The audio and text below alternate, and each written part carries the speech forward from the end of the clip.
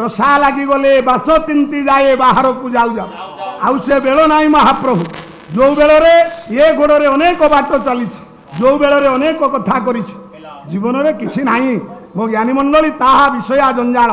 आपण मानक आज गुरुवाद उपरे कहूला बेले नम्र निवेदन करी जगत रे किसी न करंतु ज्ञानी मंडली भगवान को चरणाश्रय हो जातु भगवान को पादबंधन करंतु भगवान को नाम ये उच्चारण करंतु गोटाए कथा कहतु प्रभु तुम नाम अमृत उच्चारु ये मुख जन्म जन्मांतर दुख आपणकर नाम अमृत ये मुख मोर उच्चारण करुथा जन्म जन्मांतर पाप दुख मोर क्लेश उभई जाओ हे बाबू मैंने आबार समय ना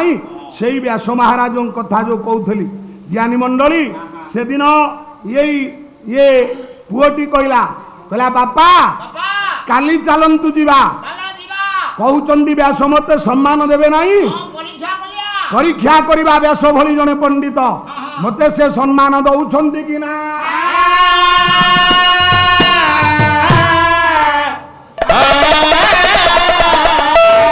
राति पाहिला बाप पुओ दुई जन सियाल आ पुओ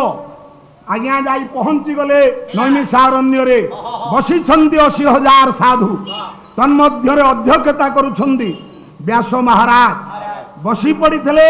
दूर देखिले गुरु पलि आसुछंदी आउ रही पारिले नहीं व्यास महाराज वंदना करबा पई गुरु पाद ज्ञानी मंडली दौड़ी करी पलि आसिले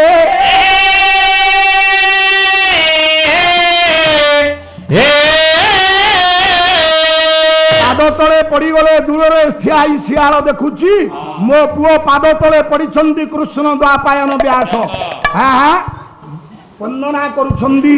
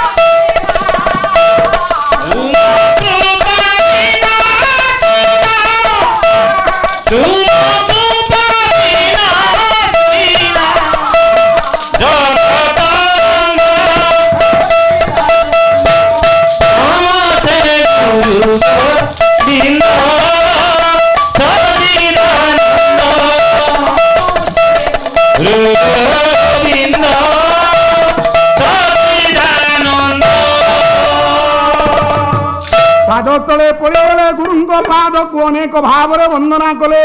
कले ब्रह्मा नंद परम सुखदम केवलम ज्ञानामृतीत गगन सदृशम तत्वमस्यादि लक्ष्यम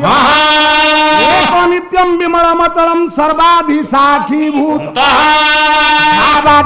त्रिगुण रहितम सद्गुरुतम हृदय देवता मोर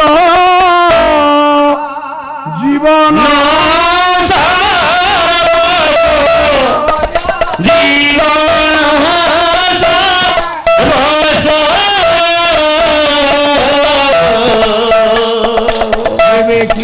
उपाय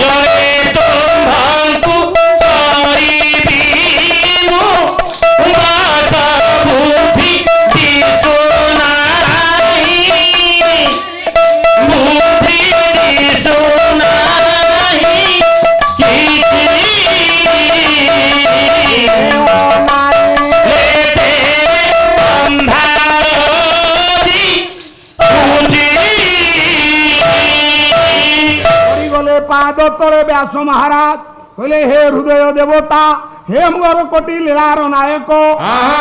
तुम्भे मोर गुरु मु तुम्हार शिष्य जीवन आउ किछि नाही तुम पाद तले ये दुनियार समस्त कथा मु अजाड़ी दउची जहा थिला ये जीवने सब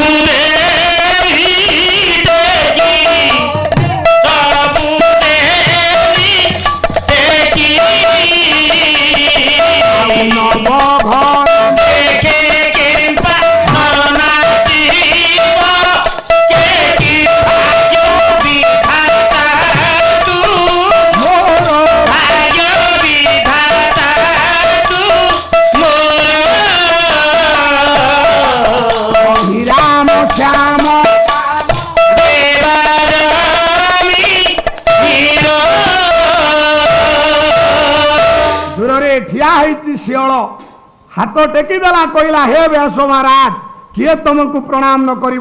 नम्रता फलिना वृक्ष नम्रता गुणीनाजन तमें हौच प्रकृत गुरुपाद पाज्य योग्य तमें हौच धन्य धन्य धन्य व्यास धन्य धन्य उच्चार कला पुओटा आज्ञा कांदी पड़ुची व्यास महाराज कांदी जाउचंदी नमस्ते हे गुरु तुम्हें जगत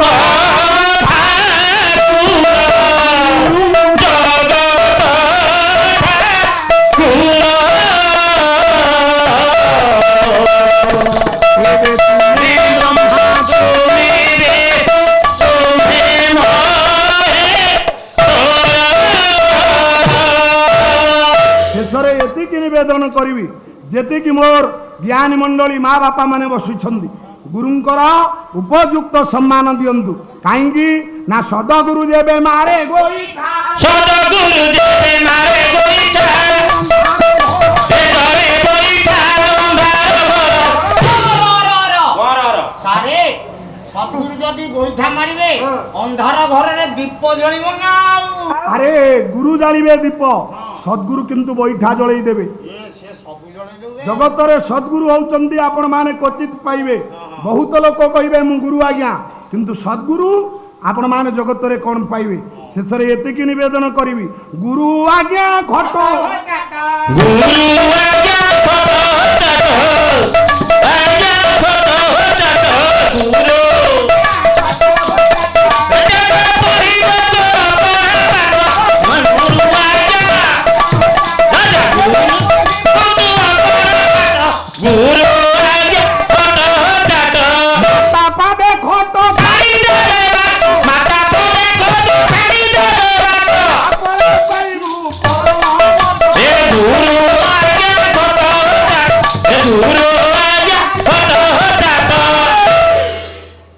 शिष्य मंडली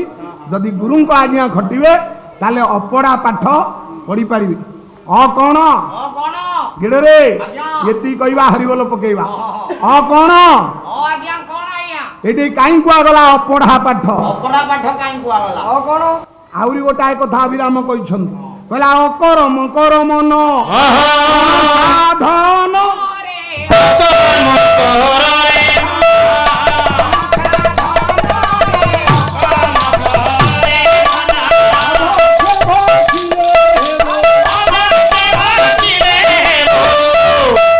कौन आज्ञा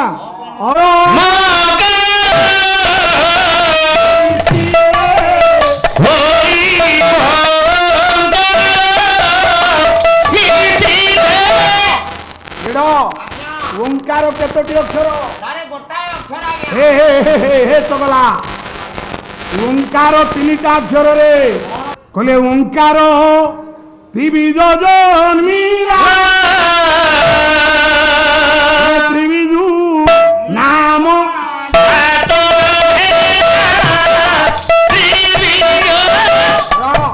ओंकार आज्ञा केते अक्षर नाई आज्ञा ओंकार होचंदी तीनोटी अक्षर आपण मान को ठाकुर अभिराम परमहंस कहला ओकार उकार मकार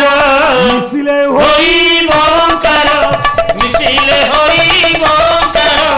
मिसिले होई उ म मिसिले हब ओम अहले भगवान विष्णु उ हेले भगवान ब्रह्मा म हेले मंकारमय भगवान शंकर अहेले सतगुणर प्रतीक उ रजगुणर प्रतीक म होचंदी तम गुणक प्रतीक कहला ये तीन देवंक ऊपरे गुणी विधाता छुटी करे गुणी विधाता कहबारे संग नाही आपण अकर्म करिवे भगवान को कर्म करिवे अभक्ष्य बकिवे भगवान को प्रसाद ग्रहण करिवे ये जो अणाक्षर पढ़िवे अ कहले भगवान विष्णु विष्णुकर विद्या आपण मान पढ़ंतु सतगुणर अधिकारी होंतु सेही भगवान विष्णु जे जगत रे एकमात्र गुरु जगते गुरु बोली रही ये करू आऊ दुई नहीं ये करू आऊ दुई नहीं सेही एकई गुरु जगन्नाथ ଆଜିର ଏହି ପବିତ୍ର ମା ଅମ୍ବିକାଙ୍କ ଦରବାରରେ ଉତାରଣର ପବିତ୍ର ପାବନ ପରିସରରେ ରୁଣ୍ଡୀଭୂତ ବରଣ୍ୟ ପଣ୍ଡିତ ମାନଙ୍କର ମୋ ସାଧୁମଣ୍ଡଳୀ ମାନଙ୍କର ଗୁରୁ ଗୁରୁଜନ ମାନଙ୍କର ମା ଭଉଣୀ ମାନଙ୍କର ଯୁବକ ଭାଇମାନଙ୍କର କୁନାକୁନି ପିଲାମାନଙ୍କର ମୋ ପଲ୍ଲବ ଭାଇଙ୍କର ସର୍ବୋପରି ଉତାରଣ ଗ୍ରାମବାସୀ ବାବୁମାନଙ୍କର ସମସ୍ତ ଅର୍ଥଦାତା ଶ୍ରମଦାତା ମାନସିକ ଦାତାଙ୍କର ଭଗବାନ ମଙ୍ଗଳ କରନ୍ତୁ ସର୍ବେ ବୋଲନ୍ତୁ ଆନନ୍ଦେ କବା।